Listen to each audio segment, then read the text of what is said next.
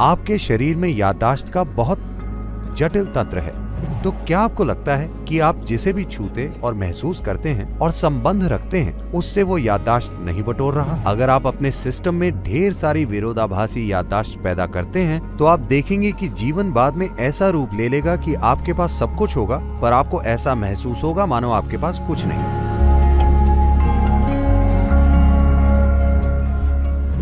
मेरा नाम अजीम है। मैं बीकॉम ऑनर्स में प्रथम वर्ष का छात्र हूँ। तो हम सभी जानते हैं कि इस उम्र में हम किसी रिश्ते में पड़ते हैं, फिर हम अलग होते हैं। तो मेरा एक दोस्त है जिसका हाल ही में रिश्ता टूट गया है, और उसने मुझसे कहा कि मैं उसे कोई सलाह दूं कि आगे कैसे बढ़ना है और चीज़ों का सामना कैसे करना है। हम उम्र होने के कारण मैं उसे सलाह नहीं दे पाया, क्योंकि मैं नहीं जानता कि आगे कैसे बढ़ते हैं। तो मेरा प्रश्न ये है कि उस स्थिति के बाद आगे कैसे बढ़ें।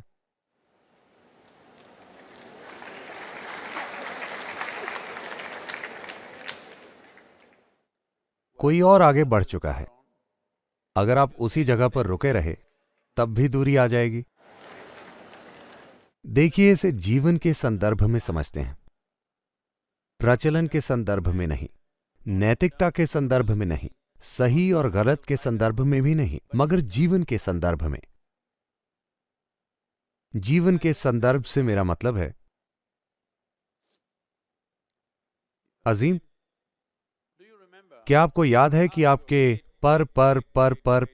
परदादा 10 पीढ़ियों पहले आपके परदादा कैसे दिखते थे? नहीं, मगर आपकी नाक उनकी नाक जैसी है, हाँ या ना? हाँ। तो क्या यह सच है कि आपके शरीर में जबरदस्त याददाश्त है? हाँ। ये याददाश्त कई स्तरों पर होती है। क्रमिक विकास की याददाश्त, वंश की याददाश्त और कर्मों की याददाश्त होती है। याददाश्त के चेतन स्तर और अचेतन स्तर होते हैं। याददाश्त के स्पष्ट और अस्पष्ट स्तर भी होते हैं। लेकिन अगर आपकी नाक आपके परदादा की नाक जैसी है, तो निश्चित रूप से आपके शरीर में याददाश्त का बहुत जटिल तंत्र है ना? हाँ। तो अगर इस शरीर में इतनी जटिल याददाश्त रखने की काबिलियत है, तो क्या आपको लगता है कि आप जिसे भी छूते और महसूस करते हैं और संबंध रखते हैं, उससे वो याददाश्त नहीं बटोर रहा? आपको ऐसा लगता है या नहीं? हाँ। यह बटोरता है। तो यह जबरदस्त याददाश्त इकट्ठा करता है। इसे जानने का तरीका क्या है? देखिए, सीढ़ियां कैसे चढ़नी है, सीढ़ियां कैसे उतरनी है, यह बहुत आसान लगता है, मगर यह आसान नहीं है, यह बहुत जटिल है। आपके शरीर को याद रखना पड़ता है, वरना वो इतनी आसानी से ऊपर और नीचे नहीं जा सकता। आजकल खिलाड़ी मांसपेशियों की याददाश्त की बात कर रहे हैं, अपने सिस्टम में याददाश्त बनाना, ताकि खेल को एक खास कुशलता के साथ खेला जा सके। यह सिर्फ खेल के मामले में नहीं है, यह सिर्फ किसी खास काम में नहीं होता। आप हर दिन बहुत सारी याददाश्त जमा कर रहे हैं, और अगर इस याददाश्त में एक खास प्रकार का तालमेल हो, अगर इस याददाश्त में एक खास तरह की अनुरूपता हो, तो यह याददाश्त लाभदायक बन जाएगी। अगर इस याददाश्त में एक खास स्तर की उथल पुथल होगी, तो आप भले ही सब कुछ जान जाएं, मगर यह याददाश्त आपके खिलाफ काम करेगी, क्योंकि इसके अंदर टकराव और विरोधाभास है।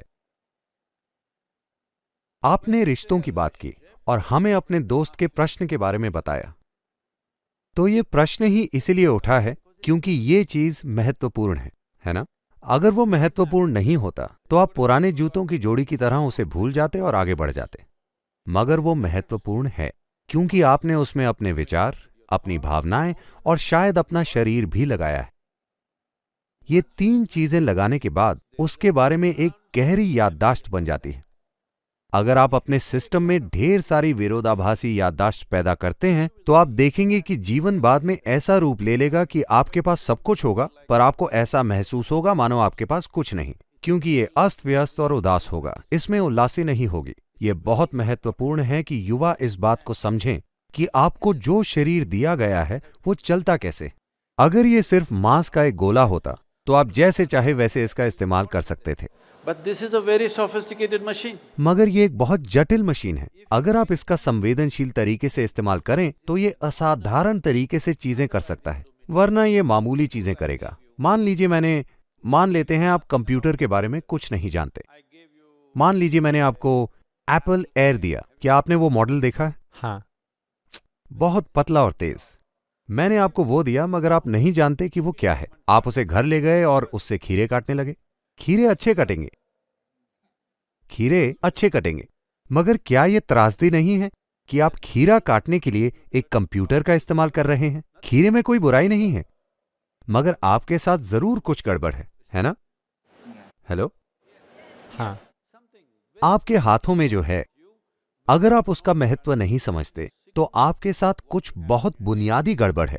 सारी महत्वपूर्ण चीजें बेकार हो जाएंगी। मैं सिर्फ इंसानों की बात नहीं कर रहा हूं। किसी भी चीज को छूने और उसमें खुद को शामिल करने से पहले आपको देखना चाहिए कि आप उसमें कितनी भागीदारी चाहते हैं। आपको देखना चाहिए कि आप उसे कहां ले जाना चाहते हैं।